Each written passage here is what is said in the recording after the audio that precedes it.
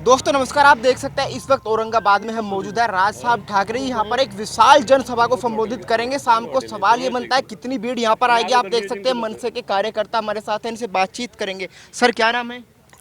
मैं राजेंद्र वागस्कर, बाबू वागस्कर। तो सर क्या लग रहा है आज कितनी भीड़ यहाँ पर आने वाली है? यहाँ पे तो जितना जगह कम है कम गिरेगा ये पूरा। यहाँ पे 50-60,000 के ऊपर लोग आएंगे। गठबंधन की बात भी चल रही है कि भाजपा से गठबंधन होने वाला है एमएनएस का। तो आपको क्या लगता है गठबंधन होना चाहिए नहीं होना चाहिए? नहीं, होना नहीं होना वो दोनों पार्टी के लीडर्स के ऊपर डिपेंड करता है, और हुआ तो अच्छा ही है, अच्छा ही रहेगा। अभी जो राज साहब ने ये भोंगे का मुद्दा जो उठाया यह किसी को समझ भी नहीं आया, खाली योगी साहब को समझ में आ गया।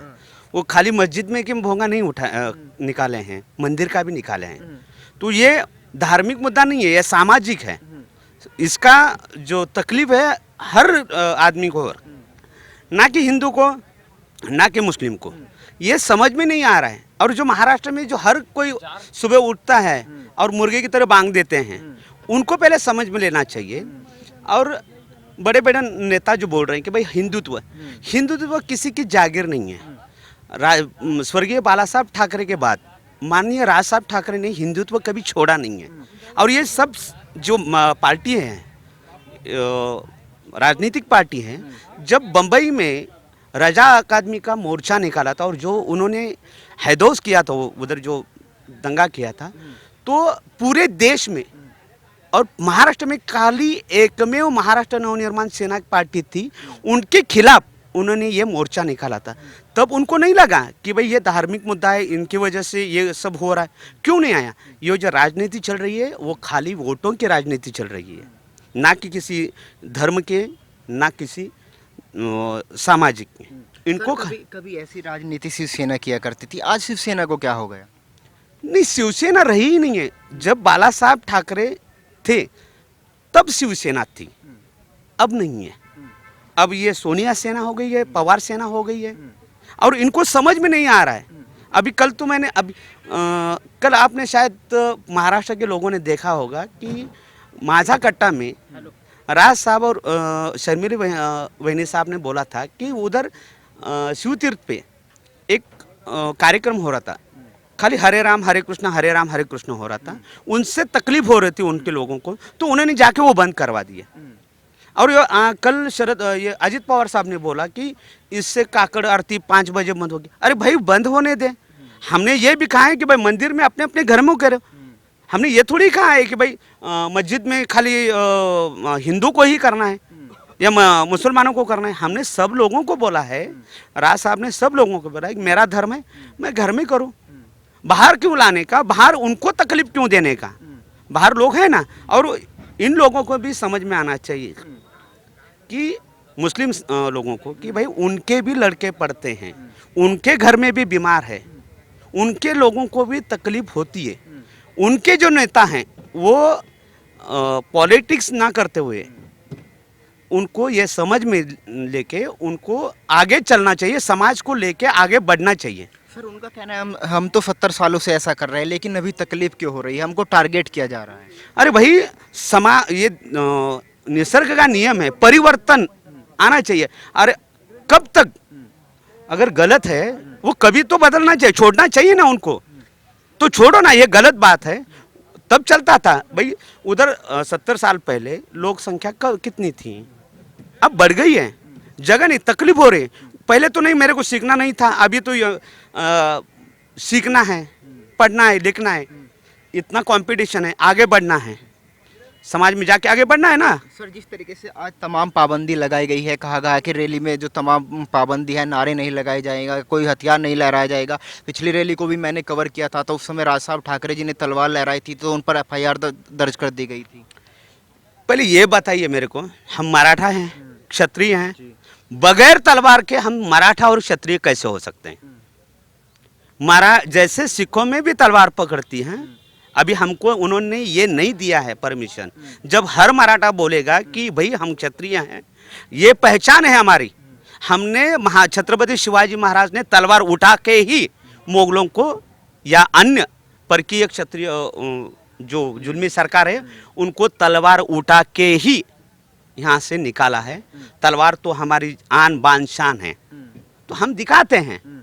तो इसका मतलब ये नहीं है कि भाई वैसे तो आप भी बोलेंगे अरे वाह घर में अभी किचन में चाकू है तो कैसा क्या बोलते हैं उनका वो आर्म एक्ट के तहत कर सकते हैं। तो बिंडो गए, यह सरकार दिवालिया हो चुकी है, यानी कि दिमाग से दिवालिया हो चुकी है, इनको समझ में नहीं आ रहे। अभी तो मैंने देखा 2 दिन पहले कि राज साहब को महंगाई के ऊपर बोलना चाहिए या गैस वगैरह जो कुछ। अरे भाई 48 MP 288 MLA झक मार रहे हैं, ये तुम्हारा काम नहीं है, खाली राज साहब का काम है। तो उठो, राज साहब को गद्दी दो, ये सब वो कर देंगे। उनको समझना चाहिए ना, उनका काम भी हम बोले क्या, राज साहब बोले? उनको समझना चाहिए भाई अपना काम क्या है।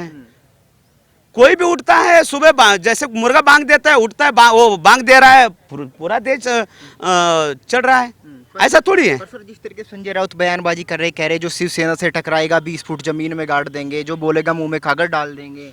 मैंने पहले ही बोला शिवसेना रही नहीं।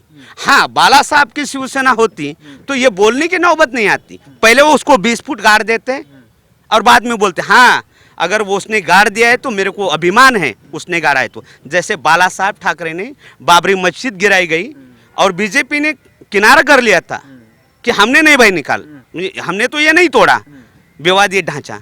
जब बाला साहब को ये बात मालूम हुई कि भाई हमारे शिवसेना के शिवसैनिक ने ये ढांचा गिराया है, मैं ढांचा बोल रहा हूँ, वही बात हो गई थी, तो मेरे को वो शिवसैनिक पे अभिमान है। अभी अभिमान जैसी एक भी बात हो तो आप मेरे को बताइए। हाँ, अगर बाला साहब की शिवसेना होती तो ये शायद हो जाता। लेकिन सर राज साहब ठाकरे पे आरोप लगा रहे हैं कि इस समय वो बीजेपी का भोंपू बजाने का काम कर रहे हैं। अभी देखो, पहले बीजेपी सत्ता में थी, विरोध किसका होगा? जो सत्ता में होगा वो काम नहीं करेगा तो उसका विरोध होगा। अब आप सत्ता में हो तो हम बीजेपी का भोंपू कैसे हो गए? बीजेपी का खाली विरोध का काम है, सत्ता में आप हो तो आपके खिलाफ हम बोलेंगे, बराबर है ना? आप सत्ता में, आपके वो पार्टी सत्ता में, अगर आप काम नहीं करते हो तभी आपके बारे में बोलेंगे। वैसे तो हम राज साहब ने कांग्रेस के खिलाफ भी नहीं बोला है क्या कांग्रेस के खिलाफ कुछ? तो हम ये भी बोल सकते हो आप बोलने से, है भाई राज साहब कांग्रेस का भोंपू बजा रहे हैं। अच्छा, आज राज साहब ठाकरे यहाँ पर आ रहे हैं, AMIM के सांसद हैं, वो इफ्तार पार्टी कर रहे हैं। वो कह रहे कि अगर राज साहब को मैंने नोता दिया है इफ्तार पार्टी में आने का, इससे एक संदेश जाएगा। आपको क्या लगता है राज साहब ठाकरे को उस इफ्तार पार्टी में जाना चाहिए? जाना चाहिए, लेकिन कब? अगर ये जो हमारे छत्रपति संभाजी महाराज जो हिंदू के देवता हैं, जिन्होंने 1 महीना तक इनको इतना कष्ट दिया, उनका नाम हम दे रहे हैं तो ये उठा रहे हैं। नहीं भाई औरंगाबाद, किसकी वजह से हम औरंगाबाद बोले इसको? अगर हाँ ये विरोध करना बंद कर दे कि इसको संभाजी नगर हो जाएगा तो आपस में भाईचारा बढ़ेगा। अगर आप इसको औरंगाबाद बोलेंगे, जिन्होंने इतना जुल्म किया और संभाजी नगर नहीं होने दे रहे, और भाई आओ, ये तो भाई अफजल खान वाली बात हुई, आओ वेट पार्टी में चूरा खोप देंगे, ऐसा तो नहीं होगा। अगर मिलना है, भाईचारा निभाना है तो दोनों तरफ से होना चाहिए। राज साहब के साथ या किसी और मुसलमान के भी साथ हम आराम से बैठ के इफ्तार पार्टी करेंगे, पर उससे पहले आपकी खाली इफ्तार पार्टी होती है, हमारे यहाँ नवरात्र होती है, गणेशोत्सव होता है, श्रावण होता है, कभी हमें उस पे मिला ही है? ये साला राजनीति लोग इफ्तार पार्टी क्यों मनाते हैं? हमारे यार भूखे नहीं रहते क्या? श्रावण महीने में हम नहीं भूखे रहते, हमको कभी नहीं बुलाए, क्योंकि खाली ये राजनीति कर रहे हैं। इनको एक गट्टा जो मत है ना, ये एक बात तो उनकी माननी पड़ेगी भाई, इनका जो पूरा जो सिस्टम है ना कि एक को ही वोट डालना है, ये फतवा निकालते हैं और ये साला सब राजनीतिक लोग घुटनों पे आके उनके पैरों में पड़ जाते हैं। अगर ये फतवा निकलना बंद हो जाए तो इनको कोई पूछेगा नहीं, और तभी ये देश की राजनीति होगी। ये फतवे का अगर कोई इसका क्या बोलते हैं रिजल्ट नहीं आएगा, हर कोई हर जगह जाएगा ना तो इनको कोई पूछेगा भी नहीं। अगर हिंदू ये समझे कि भाई मेरे को इसको जो हिंदू के साथ रहेगा मैं उसको ही वोट दूंगा, तो साला सब राजनीति पार्टी हिंदुओं के आगे पैरों में झुक जाएंगे। लेकिन सर हिंदुओं की तो कोई बात नहीं करता कि हिंदुओं का वोट हमको चाहिए। यही तो कम नसीबी है ना हम हिंदुओं की, हम एक नहीं हो रहे हैं।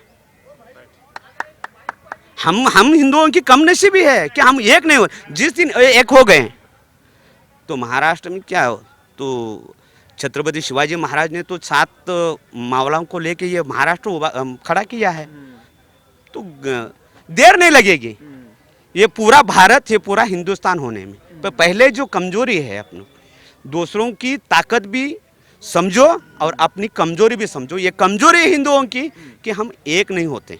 राज साहब ठाकरे आजकल योगी जी की तारीफ कर रहे हैं, वो कह रहे हैं कि जो उत्तर प्रदेश में है वो योगी है और जो महाराष्ट्र में है वो भोगी है। ऐसा है कि अभी तो इलेक्शन हुए हैं यूपी के, वहाँ पे योगी जी को जो साथ दिया है वहाँ के जनता ने, वो ऐसा ही दिए नहीं। योगी जी ने कुछ चमत्कार किए, कुछ काम किए, जो अच्छा काम करेगा उनका गुणगान राज साहब ठाकरे करते हैं।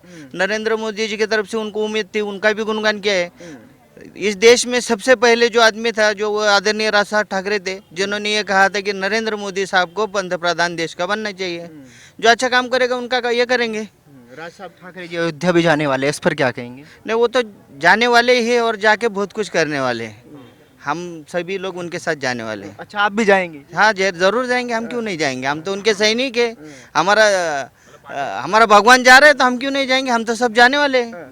क्या लग रहा है सर, जिस तरीके से जो विवाद हो रहा है हनुमान चालीसा को लेकर, अब 3 मई तक का अल्टीमेटम राज साहब ठाकरे जी ने दिया है, तो राजसाहेब का जो आदेश आहे तो वो हम फॉलोच करेंगे पक्का, की जे राजसाहेबांना आम्हाला 3 तारखेला सांगितलेलं आहे की 3 तारखेच्या नंतर जर तुम्ही जर मस्जिदीवरचे जर भोंगे जर उतरले नाही तर महाराष्ट्र नवसेनेच्या वतीने आम्ही खूप म्हणजे त्याच्या संदर्भ मस्जिदीच्या समोर आम्ही भोंगे लावून आम्ही ते उतरण्याचा प्रयत्न करणार। शिवसेना का कहना है कि इससे आपसी भाईचारा खराब हो रहा है, जो सद्भाव है वो बिगड़ रहा है।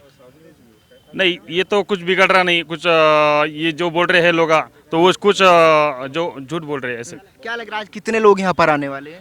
तो मैं तो करीब मैं बोलता कि हम अब ग्रामीण भाग से है तो करीब 1 लाख के ऊपर पब्लिक जाएगा पूरा।